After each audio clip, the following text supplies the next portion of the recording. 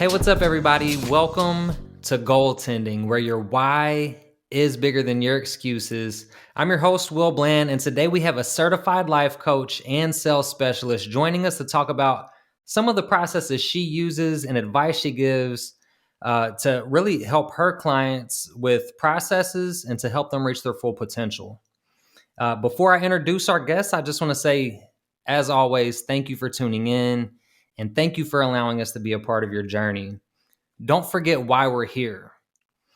It's all about helping you reach your goals, build self-awareness, and ultimately live the most fulfilled life possible. And our goal is to grow, so please like and subscribe, share it with your friends, comment and ask questions to join the conversation. And if you enjoy the content, please leave a 5-star review. It goes a long way. Now let's dive right into introducing our guest. Like I said, she's a certified life coach and sales specialist with a focus on inspiring people to action. She founded her business, Blackburn Boutique, in 2020. And to that business, she brings over 15 years of audio and visual sales management experience to the conversation. The reason I wanted to bring her on is because I saw immediately that she is just so generous with the valuable information she consistently shares with people to help them with mindset and action toward their goals. And on top of all that, she's a proud military spouse, a mother, daughter, sister, aunt, and friend. Amy Blackburn, thanks for joining the show. Absolutely. Thank you so much for having me. I really appreciate the opportunity. Absolutely. I'm so excited for the conversation we're going to get into today. And I'll jump right into can you tell us a little bit about yourself and your business? Sure, absolutely. I love when people ask me kind of like who you are, because so many people go directly to their business. But I tell people that I am, an outdoors enthusiast, a scuba diver, a lover of nature minus the bugs, a dog lover, married to my best friend, and live on a farm. I mean, those are all the components who make up who I am. I have family in Florida. I live in Kentucky. We're RV people. We love to travel. I love to explore. I love to hit places that I've never been to see what we can learn and see who we can meet and just go about. As far as the business, as you shared, it's Blackburn Boutique Coaching. I'm a certified life coach, but also a sales specialist. And I really like to tune into people because what I look back on is all the people that helped me get to where I am today.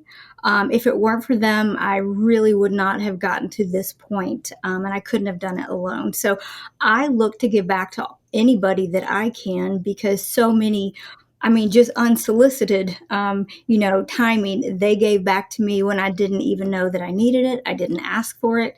Sometimes I don't think I wanted it. But they just poured into me to make sure that I could see what they saw in me. And so that's what I look to do in my business.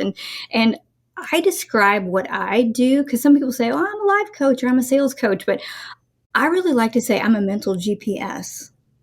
And people look at me like, what in the world? And I'm like, I really believe that the people that come to me, they know where they want to go. They have all the answers in them, but so much stuff that they've heard, that they've experienced, all these thoughts going through their head, they just cannot get to where they want to go.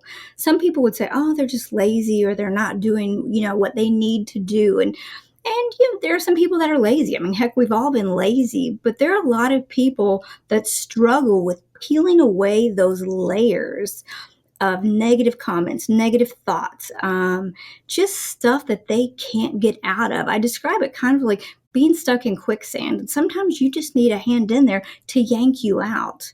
But you know where you want to go. Oftentimes you just can't take that first step. You can't put a game plan together. But it's not that you're not smart. It's not that you don't have what you need to do it. You just need somebody to help guide you there. And I don't do sports analogies because I don't watch sports at all, but I often say it's kind of like I help people get their car to where they want it to go.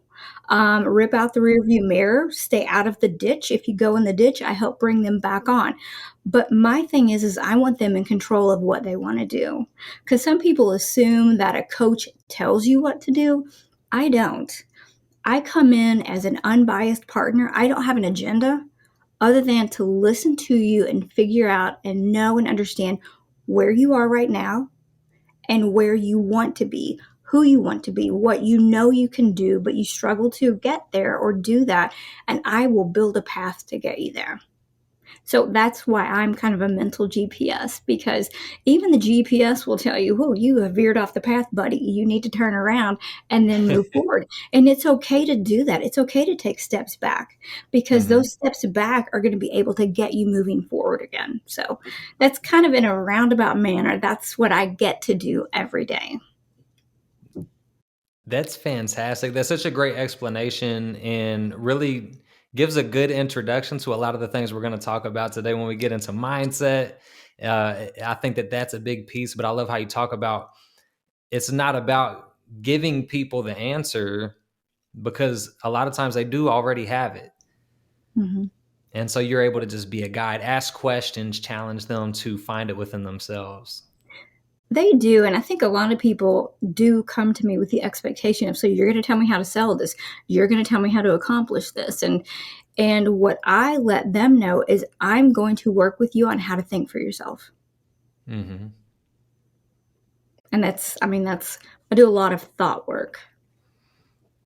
I love it. Thought work is really a big piece of what's needed, what people need. It's to recognize and understand their minds to build that self-awareness. Mm-hmm.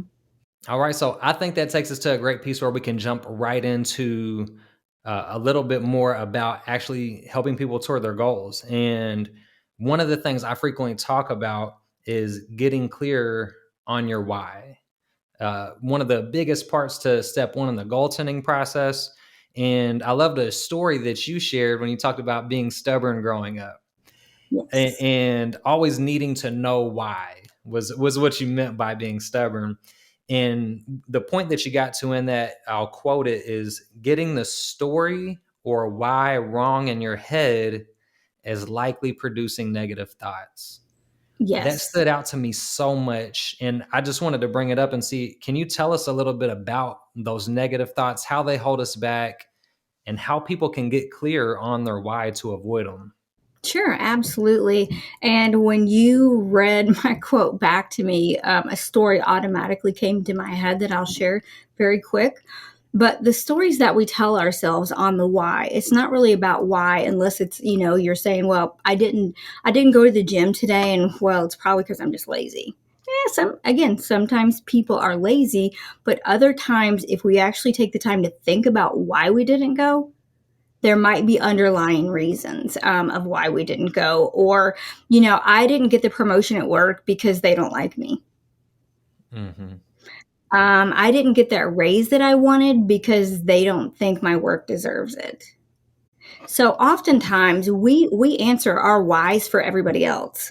We don't take the time to think, what other story could it be? And you know what? If we didn't get the promotion because they truly did not like us, it's none of our business, right?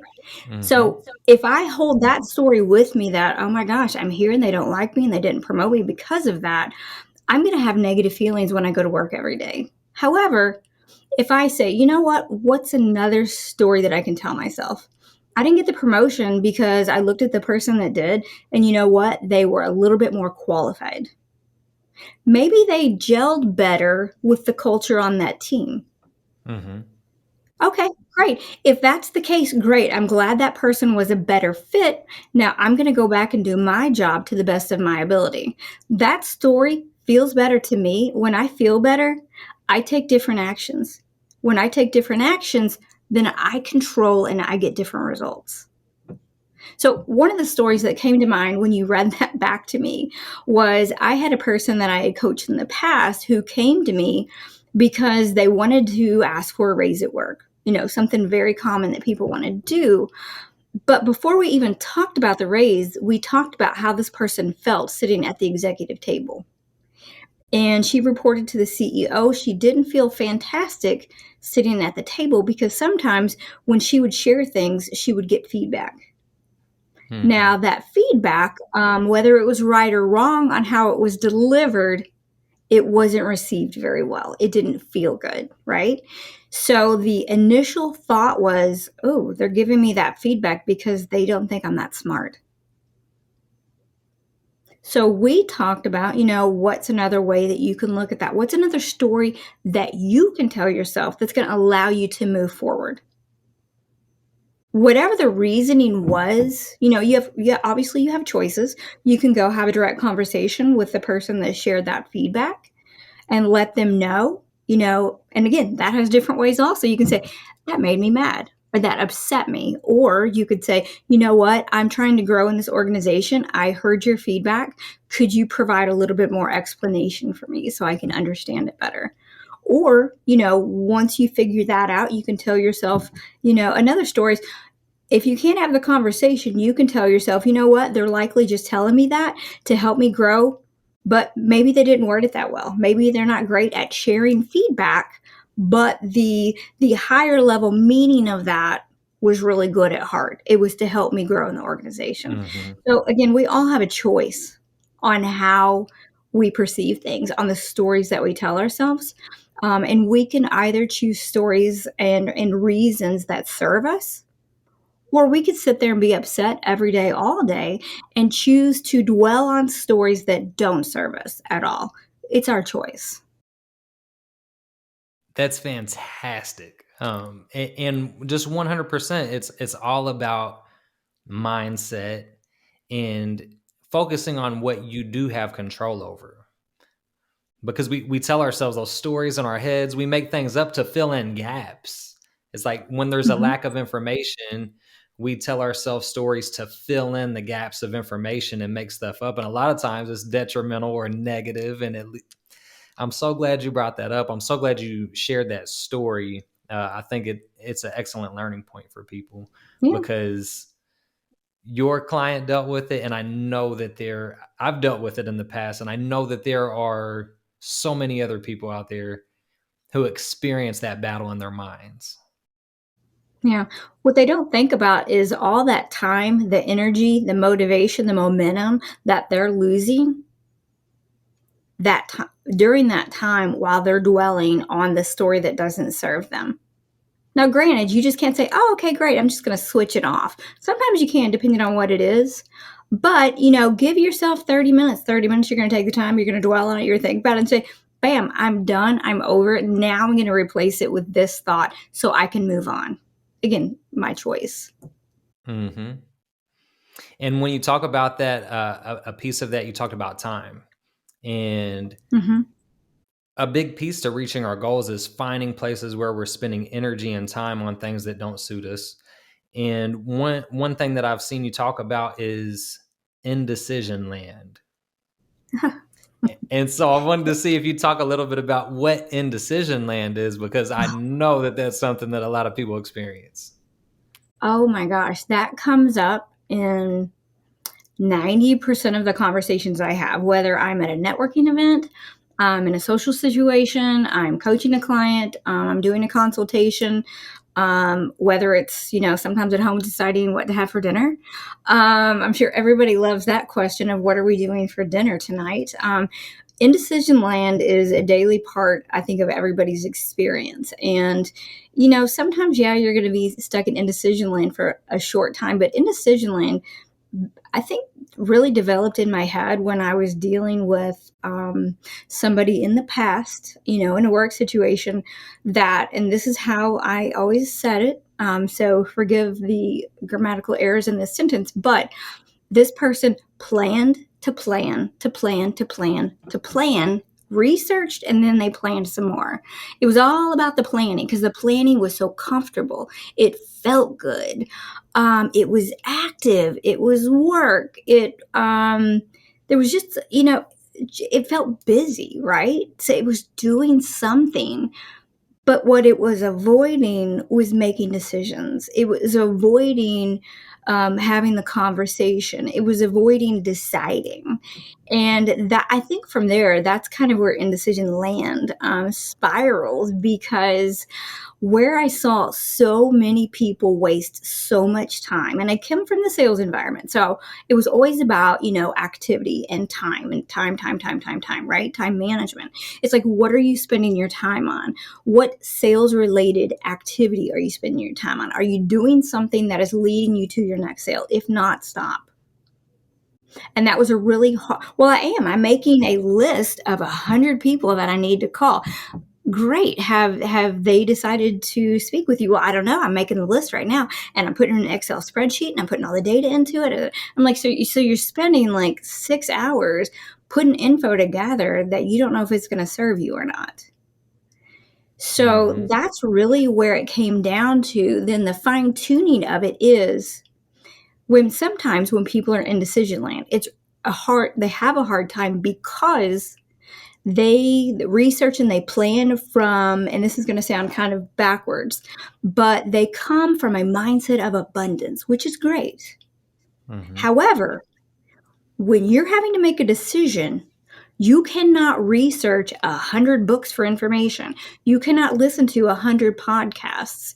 Or I guess you can. But that is really going to extend the time that you get to where you want to go, that you're going to reach your, step 5 and you're only on step 1. And so you really need to fine tune or limit the amount of research that you're going to do, the amount of resources that you're going to dive into or use to get to where you want to go. And I had somebody ask me one time, they're like, you're a coach, and there's so much coaching information, Amy, do you listen to this and do you read this and have you read this and there's a seminar and, how do you stay up to date? And I let them know that I have basically 3 things, and that's what I limit it to. I get solicited all the time on LinkedIn, and I'll get tapi and I shut them down automatically. I used to try to reply, and then often I would offer sales advice on how to get to people like me more. But then I quit doing that because you have to limit your resources if you want to make decisions. And it doesn't mean that these 10 other resources over here aren't great, because they probably are. And you could probably get a nugget from each of them, because my saying is, you get what you came for. It's up to you. It's your responsibility, right? It's not the speaker. It's not anything else. It's you. So you pick the 3 to 5 or whatever your number is that you want to work with. You work it. You get what you came for. And then if you're done with those, then you replace them. But that's part of, every week I have conversations on people doing, reading, listening to 100 different things, but they never act on anything. And so that's why everybody who has ever talked to me about sales, here's the plan to plan to plan to plan, research a little bit more, and then I'm going to plan about 20 times more because it feels good. I'm doing something and I'm active, but I'm not really acting on any of it. So that's kind of the backstory from Indecision Land. Humorous, yes, but important, because unless people limit themselves and kind of not use the place of abundance with their resources, it's going to really detract them from moving forward, stop them from moving forward, and they're not going to reach their destination. And part of that is, from having too many resources, but there could be other underlying reasons. A lot of people stay in a decision land of fear. They have this fear that, oh my gosh, if I make a decision, it's not going to be the right one. Yeah. And my thing is, I'm going to make a decision, might not be the right one, and I might fail, and then I'm going to learn from that, then I'm going to move on, right? Fail quickly and move forward. Fail quickly and move forward. My thing is if you are not failing, you're not taking enough action. But a lot of people don't want to fail. They're afraid to fail. Well, first of all, who wants to fail? I get it. Failing doesn't feel good, right? And you think that, oh, I failed, that's going to keep me from moving forward, or that's going to slow me down. But the less you're failing, the slower you're going. That's fantastic. The less you're failing, the slower you're going. I like that a lot. Thank you. And I've talked about in the past having a win or learn mentality. Because those failures are not necessarily failures. As long as you learn something from them, they give you something that you're able to use moving forward. You now have a new piece of knowledge, a new piece of information you can use in your journey. Hmm. So I love that takeaway. Thank you. And another thing is, people get caught up in the planning, and yes, it's very important to plan, but the most important teacher is experience. Sometimes, like, there's not a book for everything that you need to learn when it comes to starting a business or towards specific goals. You just have to go for it and learn as you go. Some It Hmm. doesn't mean go in with no plan, but I get 100% what you're saying and love it because you have to take action. So when you talk about, or when people talk about struggles toward their goals or anything that they want to do, it's important to know what you think's been holding you back from getting what you want. And you talked about people already know what that is. You help to bring that out of them. So what are some Hmm. of the responses you've had to that? And how can people overcome those things that are holding them back? How do they overcome them? Sure. And that's thank you very much for asking. That's a great question because that's something obviously that I talk about, 99.9% of the time. Because anytime I talk to somebody, it's always about struggling to get to where they want to go. And a lot of times they say, well, I just don't know, or time management comes up all the time. I mean, like every single call we talk about time management, and it really comes down to prioritizing. I mean, that's kind of simple, prioritizing. But often in their brain, the way that they're thinking, well, I have to do A, Z, B, C, D, E. I mean, they've got things all over the place. It's very scattered and messy.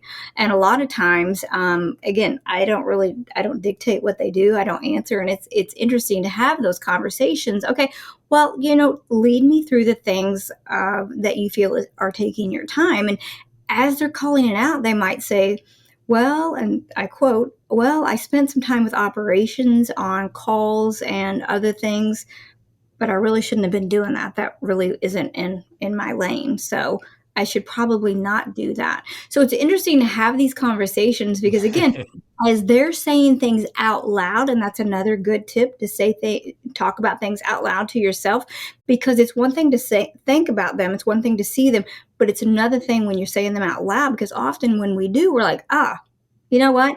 I am doing that, but I probably shouldn't. Or if I'm doing that, I probably need to cut down the time that I'm doing that.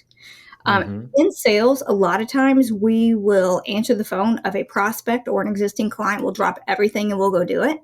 So a lot of times it's not that you shouldn't be doing something, but maybe you shouldn't be doing it when you're doing it because it's distracting. Like trying to work on a project where you're still looking at your emails and you're seeing all the beeps and everything go off on your phone. So again, going back to time management, it's how can we limit the distractions to give you 45 solid minutes of working on something? Just as an example. But a lot of times it's just a different way of thinking.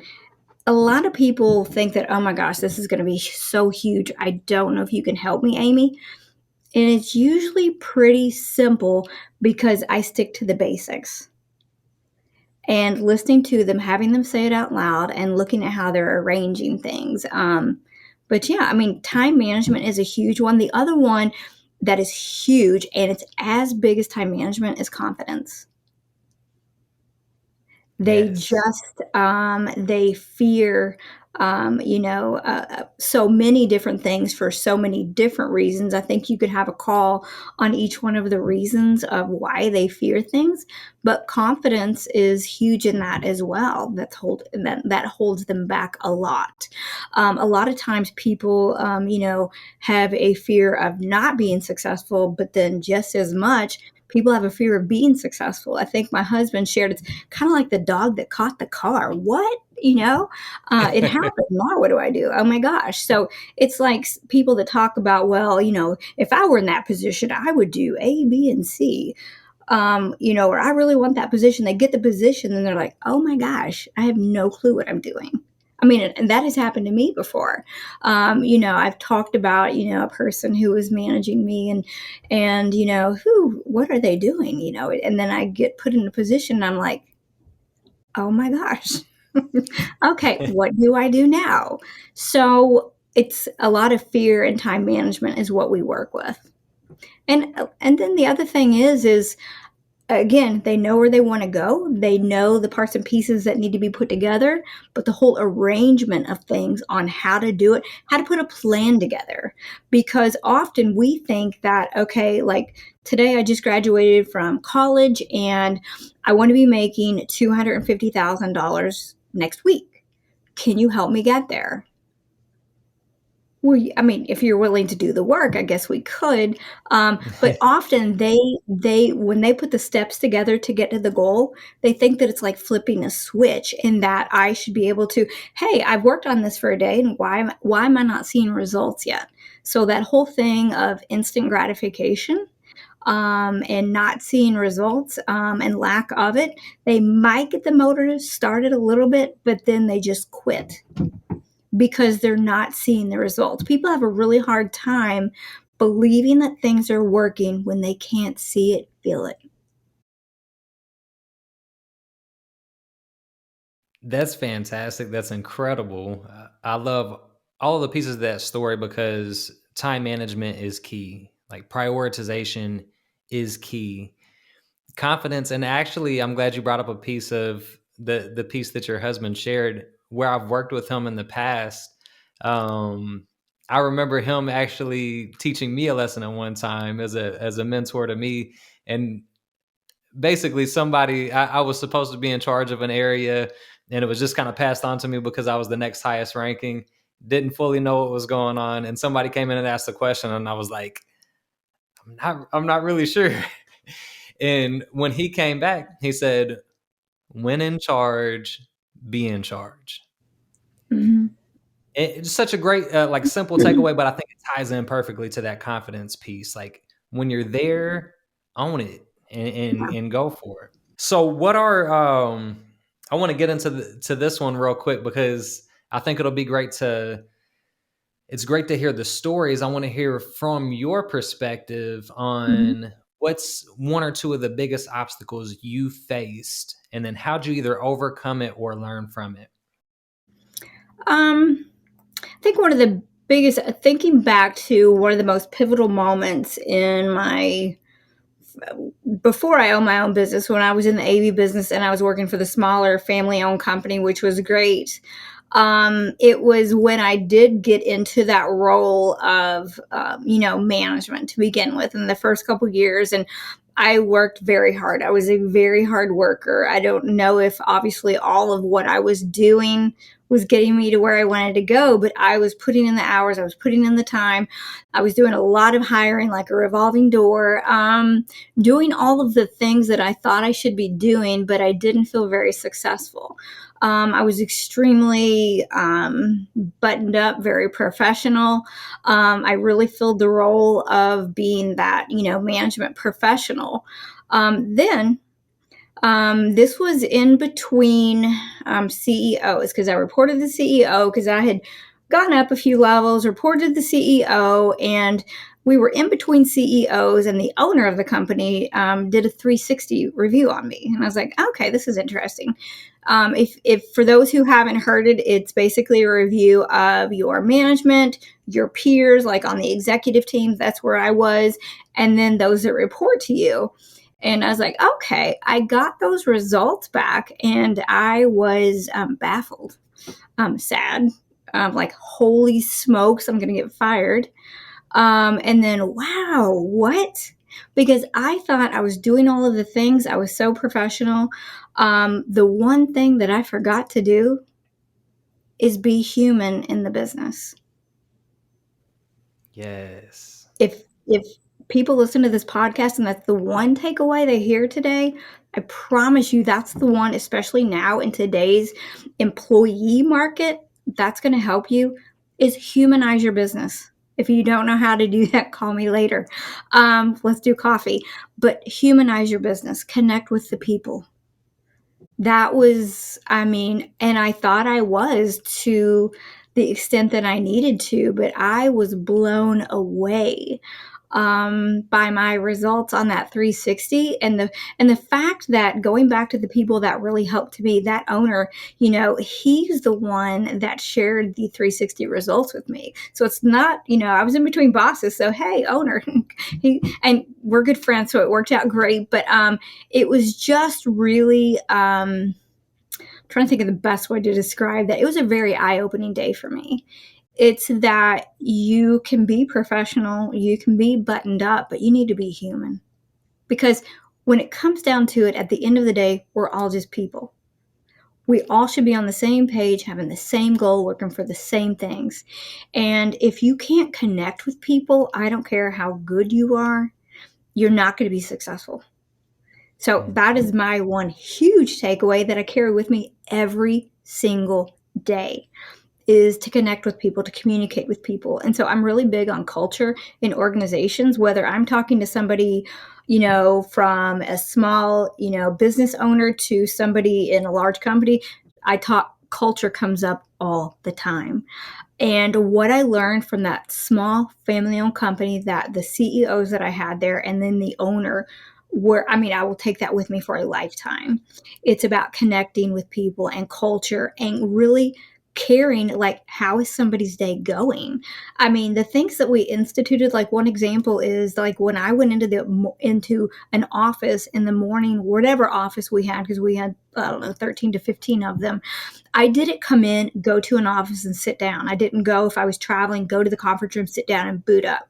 I came in, I threw my stuff down, and I went to talk to each person in that office. Hi, how are you? How's your day going? How's your week going? How's your kid doing? Literally, like, just 2 weeks ago, I ordered Girl Scout cookies, like, to have them shipped from a lady in one of the offices, because I think it's her granddaughter that's been in Girl Scouts since I was at that company years ago. And I still want to support her granddaughter because we have a Mm-hmm. relationship. But yeah, that's what I did, and that made a huge difference, connecting with people, especially the people that I don't connect with. Like, I didn't hone in on the salespeople. That's the team that I ran. I went to operations, I went to finance, I went to admin, the technicians who ran the trucks. How are you doing? How's your son doing? How's your daughter doing? How's your wife doing? I made it a point to connect with people all the time. So from that day forward, well, not that day, because it took me a little bit of time to do some mind work myself. Because again, it was just really, like, a really mind blowing experience to hear that about me, in a good way, though. I needed it. I Mm-hmm. really needed it, but I didn't know I needed it. And I'm so thankful that the owner took the time and invested in me and got me coaching. And just really, whatever I needed, it's like, here's an open check, get what you need to get the resources for you to get the training. Because they believed in me when I didn't believe in myself.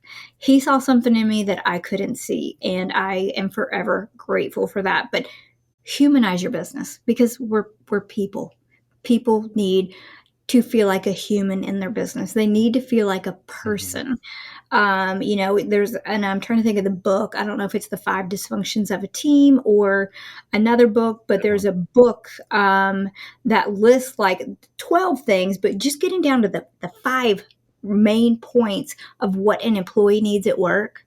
You need to nail those. Or I don't care what you do, it's going to be hard to be successful, and you're going to have a revolving door because people aren't going to want to be there. But again, especially nowadays, because it's an employee's market, not an employer's market. So there we go. Sorry for the long winded answer. No, that's an incredible takeaway. And I love the story too, because feedback is crucial to growth. But the Mhm. way in which you receive feedback can be such a huge factor in what you do next. You can have an open mindset or a closed mindset. And if you're unable to find a way to be open about that feedback and find the growth from it and find the opportunity, and you approach it with a closed mindset, it can really take you down a, a unsuccessful path, or one in which at least takes a longer to get to reaching your full potential and where you want to be. So I'm so glad you shared that story, and that it is a story of taking the feedback and growing from it. It is. Do you mind if I share one other thing? Please do.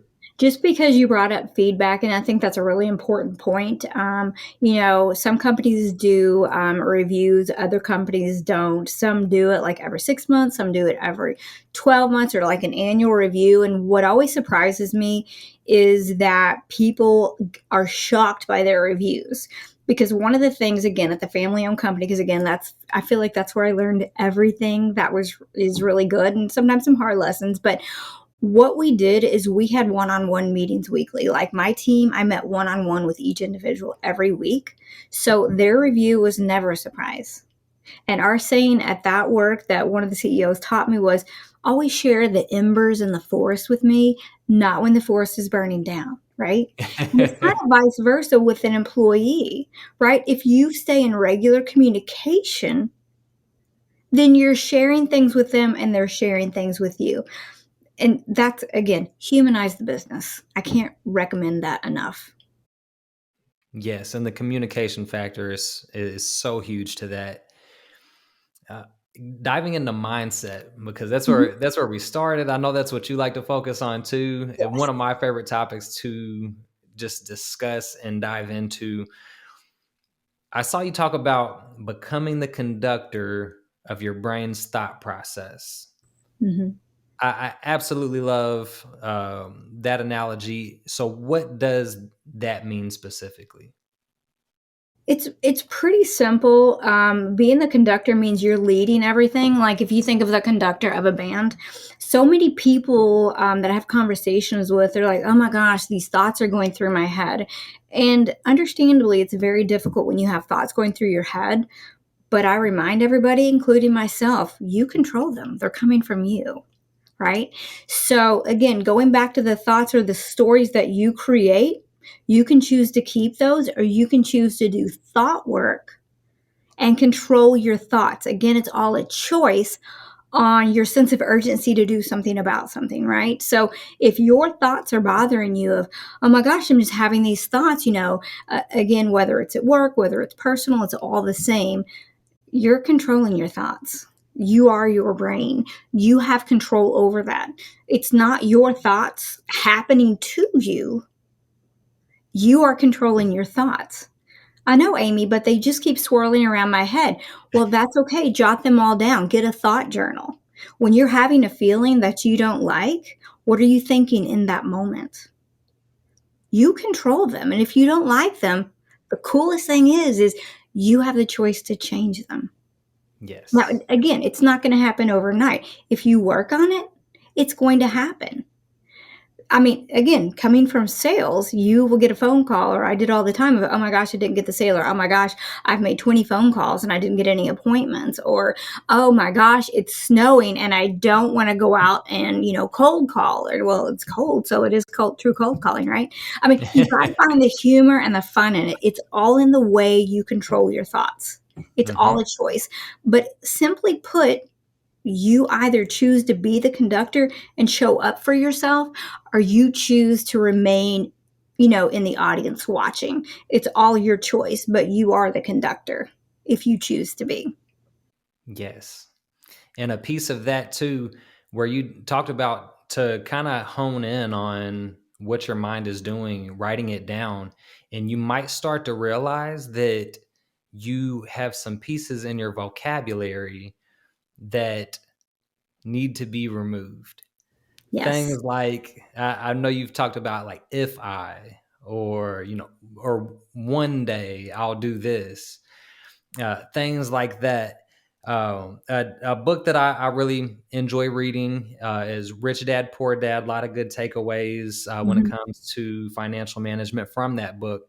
But a piece I love in it, he talks about instead of saying I can't afford this, replace that with how can I afford this.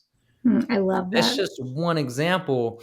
But when you say I can't afford this, you turn your mind off to the idea or possibility that you can even do it. When you Mhm. ask yourself, how can I afford this? You activate your brain. And now your brain is trying to find ways to make it happen, to be creative. And using the money piece is just one example, but that applies to anything. You have to really analyze the vocabulary you're using and see if it's suiting and it's tying into that positive mindset and the mindset shift that you want to make to get where you're trying to go. Yep. I love how you shared that piece of, if you say I can't, then you're right, you can't.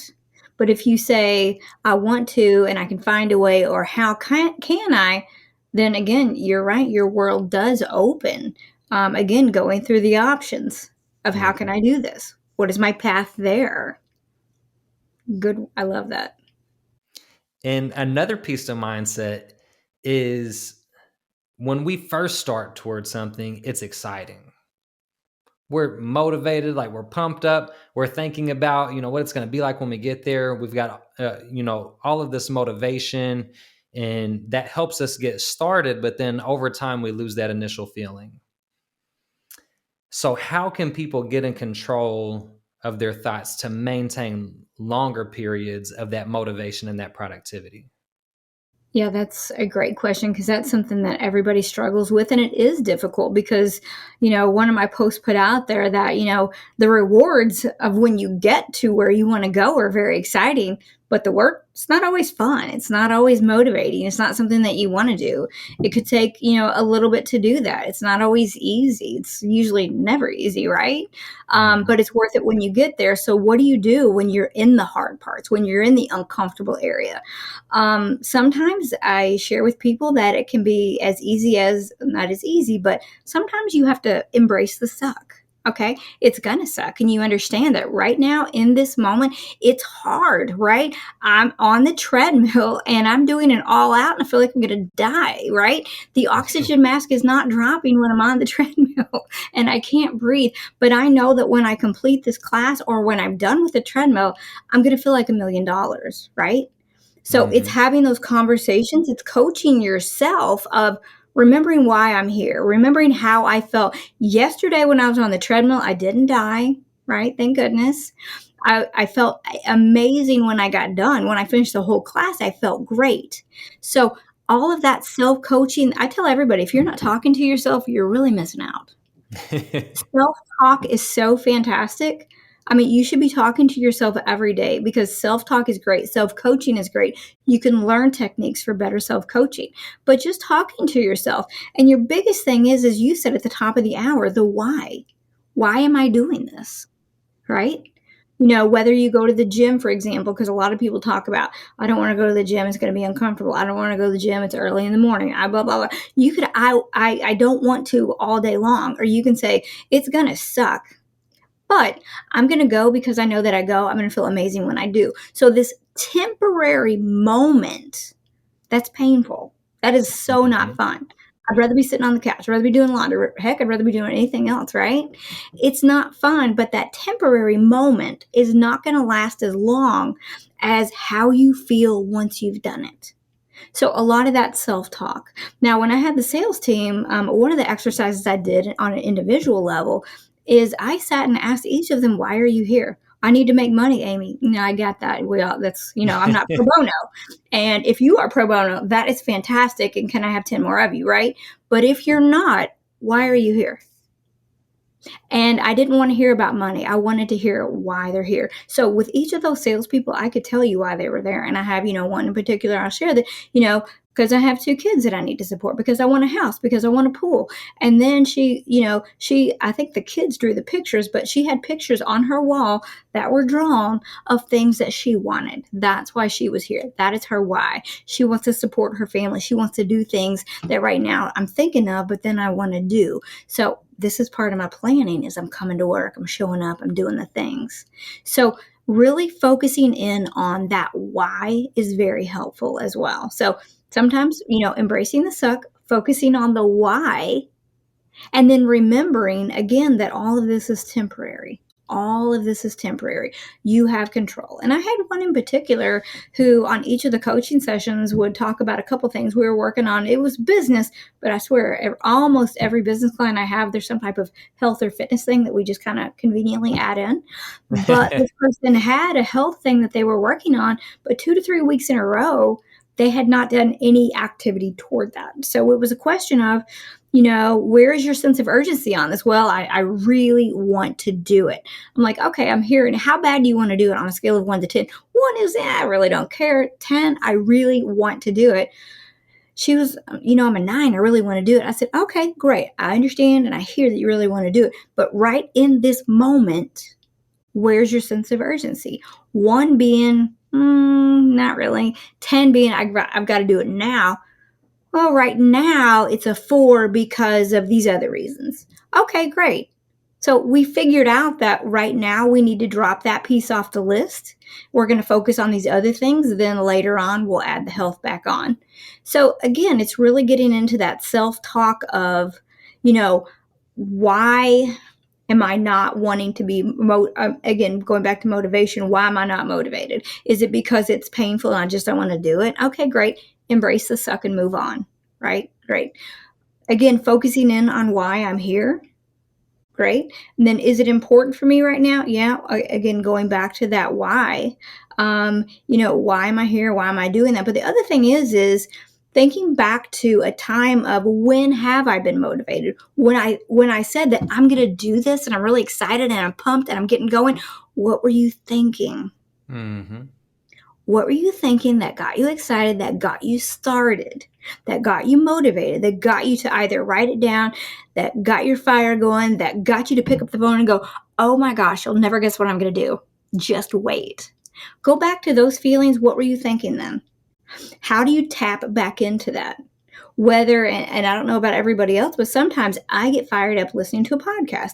And often I will hit pause on the podcast and I will record some notes and then I'll get back on the podcast. I'm like, ooh, because as I'm listening, I get, motivated, I get passionate, and it gets the wheels turning. Or I could be doing laundry and something, just because, laundry, you don't have to think about it, you're just doing it. And that's when my mind just free flows. So how do you get back into that mode? When are you on? When are you motivated? And then using those things, going back to that to tap back in to say, I need to do this again. I need to think these things to get back into motivation mode, to get excited again, to remind myself. And it could be like maybe I need to add an accountability partner to help cheerlead me on, right? Because that's what coaches do. But also you might have a buddy that's wanting to do the same thing or something similar, or it could be something different. And maybe you all just keep each other in check. Yes. And when it comes to embracing the suck, Mondays are something that people definitely Yes. struggle with. And, a lot of people just approach Monday with a, I don't want to be here, or a negative mentality when they come in. And I've seen you talk about this. So would you elaborate on and offer some tips on how people can shift their mindset to start the week off on the right foot, to approach Monday the right way? Sure, absolutely. And I think that is definitely a difficult one, because I hear that, and it's funny that you're asking me that tonight, because somebody posted today, and I don't know if they'll listen to this podcast or not, but somebody posted a picture, like a meme of like an animal with a frowny face looking down, and it said something to the effect of like, "This is my Monday," and I was like, "Ooh." And I was going to respond to that, but I was like, no, I'll get her in person next time. Yeah. But yeah, again, there's no magic bullet here. It all comes down to a choice, right? And it all comes down to thought work. So what I mean by that is I could wake up today and I could say, oh my gosh, I've got to go to work and I've got to look at these things and I've got to call this person back. And oh my gosh, it's a Monday. What I trained myself to do, and this is partly coming from my father, I was brought up on his phrase of make it a good day. I love to hear people say, oh, have a great day. I'm like, I'm going to choose to. I'm going to choose to make it a great day. That's when I'm going to have a good day. So I think going back to the language in your thoughts, again, your thoughts control how you feel. I mean, it's really that basic and that simple, at least for me now, but I've done a lot of thought work, right? So Yes. I choose to say it's going to be a great day. It's going to be an amazing day because I'm going to choose to make it a great day. It doesn't mean that everything is going to be amazing, because I was on the treadmill today, man, but I didn't die. right? I felt great afterward. There was a lot of self-talk, but it was hard. So that part of my Monday was very hard to do. Had a lot of running around to do. But what I tell myself is I got to do a lot of running around today. I got to interact with a lot of people today. I got to go work out today. A lot of people can't work out, but I got to work out today. Yes. So again, it comes down to the wording. And when people say, oh, that sounds too easy, I'm like, you're right, it is. But why can't so many people do it? Because again, it comes down to a choice. You can either choose to say, yeah, I know, Amy, but it's a Monday. Everything goes haywire and it's crazy on a Monday. And okay, great. It's all about your mindset. It's all about shifting those thoughts. Again, there is no magic bullet. A lot of people say, well, here, on Sunday nights, I prep and I do. And, you've got to figure out what works for you. You need to figure out what works for you. But I tell you, it all comes down to your thoughts. Doing thought work it will just change your results on everything if you put the time on your thought work. You've said it multiple times it doesn't happen overnight. It requires consistent practice, and still you're never going to be perfect. But if you're consistent and you continue to practice and continue to grow, you get better over time. You'll continue to grow. You'll continue to get better over time. We've talked a lot through mindset within ourselves. I want to dive into external influences and how they can really be detrimental to, how we allow them to impact us and the path that we take, the decisions that we make. Can you tell us about some of the common external influences that people need to be aware of that can have a negative influence or impact on their decisions? Sure. That's, again, a great question. I appreciate you asking. The first thing that came to mind when you said external, it went right back to thoughts, because external doesn't control me. I control myself. I control my brain. I control my thoughts. So I will put out there, first of all, is you need to work on your filter of what you allow to come in from the external world, right? So doing that work is going to help with the next couple of things that I'll share with you.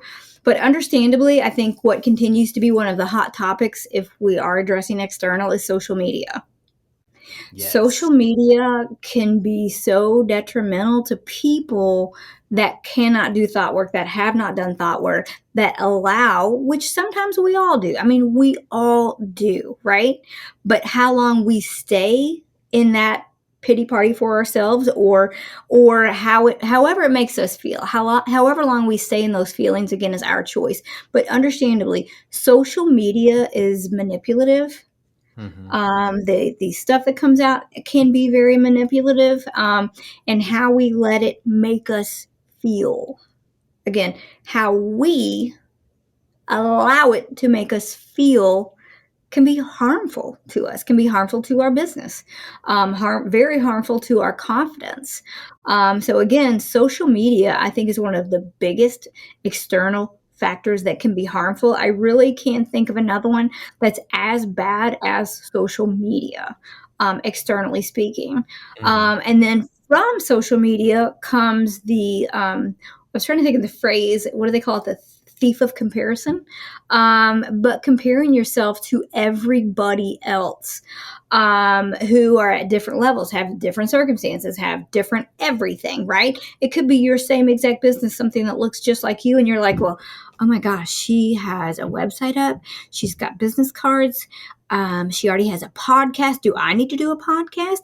Let me go research 100 podcasts. Oh my gosh, why don't I have a podcast? I've had my business open for 2 years and I don't have a podcast, and all these other coaches have a podcast. Comparing ourselves to others is so harmful. It's so painful.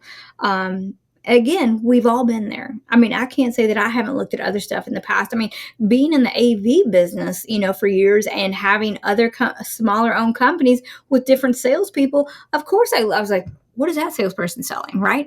How much did they sell this month? What did they sell?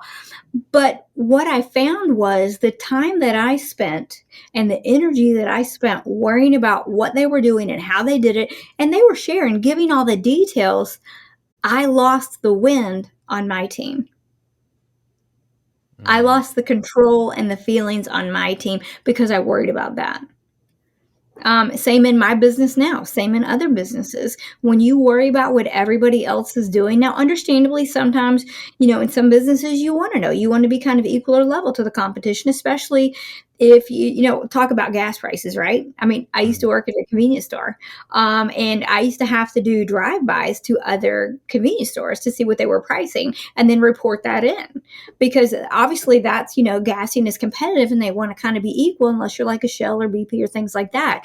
Right. um, but again, speaking in generalities, comparison can absolutely destroy somebody's confidence. And it really keeps them from moving forward on making decisions Mm-hmm. because they fear that it's not going to be as good as, it's not going to be perfect. I'm going to fail. I mean, even if they don't look at comparison or other people, they still have those thoughts. But social media and then comparing are absolutely destroying people. Whether it's kids, it's adults. Because some people are like, "Oh, it's hurting the kids." It's hurting adults also because Yeah. adults are doing the same thing. They are comparing. Whether they have this and I don't. They're doing this and I'm not. They're already at this level and I'm not. They're making this much and I'm not, rather than staying in your own lane and my phrase of focusing on what you can control. Mm-hmm. Taking those blinders and kind of reeling them in and focusing, moving forward on your business, listening to your gut and moving forward for you and not for anybody else. Yes, you have to remember that it's your journey, not anybody else's. You can't compare your journey to somebody else's. So Yeah. that's perfect. Just remember that it's your journey, not Yeah. anybody else's. Don't get caught up in that. Yeah, and I will, if you don't mind, a lot of times what I would, when I again had the sales team, what I would ask them, especially if they had kids or if they didn't, if they had nephews or something, I would always ask them when they would come to me and say, "Well, I really feel bad because so and so's doing this and I'm doing this," or any questions that where they would be really have harmful self talk. I would always ask them, "How would you advise your child?" Mm, If your child came to you and they were beating themselves up because they got, this grade and this child got this grade, and they were looking at all the other grades or they were looking at athletics or they didn't get chosen for the basketball team, how would you talk to your child? And then I would, after that, tell them, talk to yourself like you're talking to your child. Would you talk that mean to your child? mm-hmm.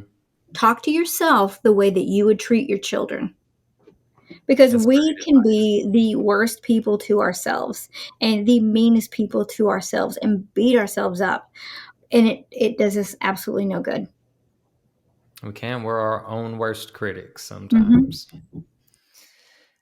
So segueing into, on top of operating your business as a coach, you're also a military spouse, a mother, a lot of hats that you wear.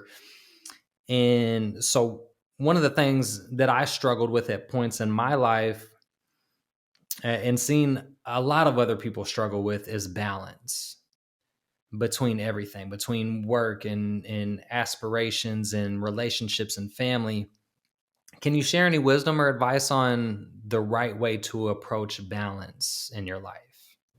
Sure, and that's a great point as well. And I will tell you, there is no right way for everybody. You've got to figure out what works for you and what balance looks like to you. And I think it's really not about balance, because balance assumes that there's something, in the middle, and that it's kind of, oh, it's balanced. Now it's going to stay that way, right? Like I've balanced the picture out after it's hung. It's not crooked. It's not tilting one way or the other. I think rather than balance, it's figuring out your flow, right? Mm, Because a flow can be constantly changing. Whether you're thinking of the flow of the river, like sometimes parts of it are fast, sometimes parts of it slow down a little bit. It ebbs mhm. and flows, right? I think it's a river, creek, or whatever it is, but it's water. So figuring out what flow works for you and the people around you, who you care if it works for, right? But you've got to figure out, and I always tell you, figure out what works for you first, and then figure out for what works for the people around you.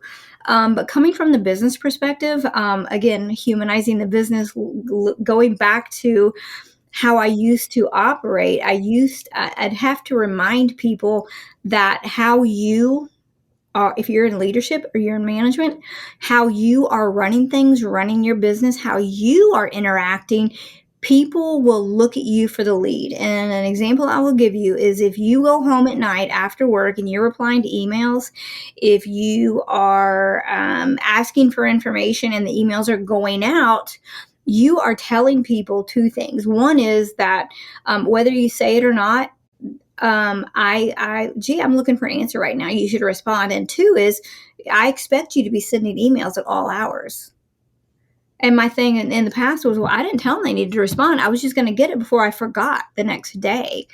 Yeah, Amy, but that's letting them know that they assume that you're expecting an answer. Even if you tell them that you don't need to answer this, they're reading it, they're expecting it, and you're training them that it's okay to email at night and then it's expected.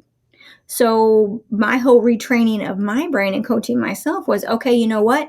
When I come home, I don't always email at night, but if I travel, I'm working at the hotel. I don't watch TV in the hotel. I'll go work out, but then I'm working at night because I'm taking advantage of, not being at home and being in a hotel. So if I craft emails, unless I forget, I'm scheduling them to email out the next morning at 8 a.m. every single time. Like sometimes people could look at my email and like 10 emails are going out at one time. So we need to be cautious of how we're interacting and the message that we're sending Mm-hmm.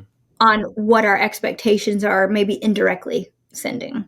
But yeah, you've got to figure out what works for you, what balance looks like for you, because it is so different for everybody. I know some people that say, I love to work, 12 hours a day. That's what gets them pumped up. Maybe they don't have a family, but that's what works for them.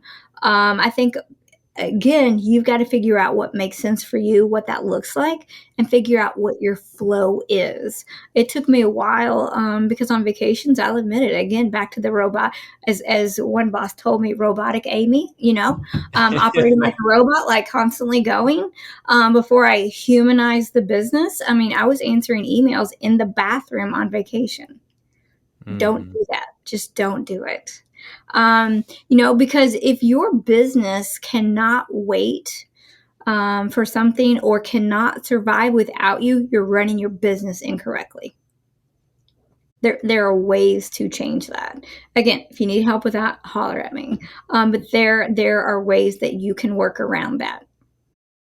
Absolutely. And that'll lead us right into there's a lot of people out there looking for coaching or have thought about coaching. And what is the right time for someone to consider looking for a personal or a business coach? And what are the important things for them to know when it comes to choosing the right coach for them? Sure. Good questions. I think it's any time that you're looking to do something, change something, get to something, accomplish something, anytime that you're struggling with anything is a great time to reach out to a coach. Some people constantly have a coach, whether it's a life coach, a business coach. I mean, there are ADHD coaches. I mean, there are very specific niches. So a lot of people just constantly have a coach because a coach serves as an accountability partner. It Mhm. serves to be someone who, forgive this, but like a verbal vomit, if you will. A lot of times coaches will, listen and take things in. And a phrase that was shared with me is, I just feel better after we talk. So they don't take that home with them, right? Mhm. It's all released, it's all shared. So you need to figure out what's, either what works for you, what's not working for you. And you've got to be in the right mindset to want to make a change. Because again, coaches should not be dictating what you do. Again, I'm an unbiased partner. My only goal is to get you to where you want to go or who you want to be, right? And help build that path for you. But you've got to be in the right mindset to want to do what you set out to do or want to make a change and to do the work. And as Absolutely. far as I think you said on choosing someone, Mhm. a certified life coach should be able to coach on anything. Whether it's finances, whether it's communication, whether it's relationships, work, kids, health and fitness. Certified coaches can work on anything. If you have something specific, there's likely a specific coach for that as well. I think what it comes down to is, do you have a rapport with that person? Are you going to be comfortable opening up and sharing everything? And on the flip side, are you going to be comfortable when that person challenges you or asks you, how do you feel about being challenged? Because part of what we do, part of the work we do together is when you say, I don't know, I don't know. Okay, well, if you did know, what would the answer be then? So I'm going to give you some time to think about that, because let's stay right here until you do come up with some ways, or you do come up with some ideas, because I know that you have some deep down. Let's keep digging, let's keep and challenging. Or if you say, I don't have the money, okay, but you don't have the money, but how could you get the money? How could you have the money? Right? So part of the job as a coach is to challenge people. But if you're not comfortable with that person, you're going to have a hard time opening up, sharing information, being challenged, asking questions. And it's really going to make a difficult process to be able to do the work. Not that you couldn't do it, but it's probably going to take a little bit longer because you're going to be slower to open up and have a conversation. Yes, I love that. Great takeaways. So many through the whole conversation, incredible takeaways, learning points, things that people can really take away to start practicing on improving their mindsets and their approach. Is there anything I didn't ask today that you think might be helpful to share, whether it be personal or toward business, or anything that I might have not asked? No, just the thing that comes to mind is, just focusing in on what the freedom of choice allows you to do. Because some people, I don't know of a better phrase, but let the world happen to them. But once people figure out that they can actually control what happens to them and control how they move forward, what they move forward to, their world opens up. It's absolutely amazing that you have the ability to choose. And once you control your thoughts, you're going to be able to control your results on anything that you want to do. It's amazing. It takes work, but it's amazing. Absolutely. Last thing, how can people find you? How do they connect with you? How do they find you for coaching or questions? Sure, thank you. And trust me, my details are out there. I am on Instagram at the Amy Blackburn. Blackburn Boutique Coaching.com is my website. I'm on LinkedIn, Amy Gabhart Blackburn. I'm on Facebook. And I'm trying to think of my email is amy at blackburnboutiquecoaching.com.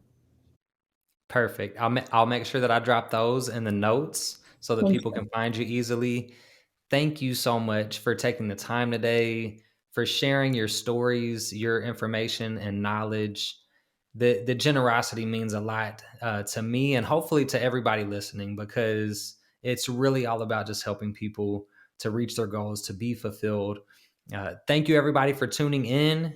If you enjoyed the episode, please like, subscribe, give it a 5-star review, share it with other people. If you found something useful, then somebody else can too.